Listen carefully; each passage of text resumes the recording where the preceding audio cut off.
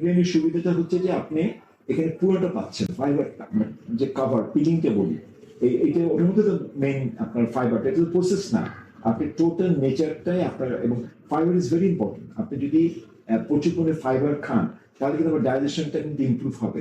এবং ফাইবার হলে আপনার constipation, regular bowel movement, regular Baul is very important. আপনার যদি 2-3 দিন আপনার যদি বাউলটা মুভ না করে, আপনি নিজেও কিন্তু একটা পেটের মধ্যে একটা অস্বস্তি পড়বে। তখন যেটা বললাম গাট ফিলিং, তখন গাটটাই যদি আপনাকে খারাপ থাকে তখন আপনার সিগন্যালটা যাবে না ব্রেনে, হ্যাঁ, যে একটা গুড সিগন্যাল যাবে না।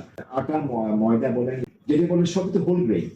হোল গ্রেইনের বেসিক উপকারিতা তো আপনার যেটাই বললাম, যে আমি পুরোটা পাচ্ছি, পুরো অংশটা পাচ্ছি। এখানে তো যে মিনারেলস আছে, মাইক্রোনিউট্রিয়েন্টস গুলো আছে, বলা হয় যে sodium, potassium, calcium, magnesium, selenium, এগুলো কিন্তু হোল গ্রেনের মধ্যে কিন্তু কিছু লস হয় না, আপনি পুরোটা পাচ্ছেন।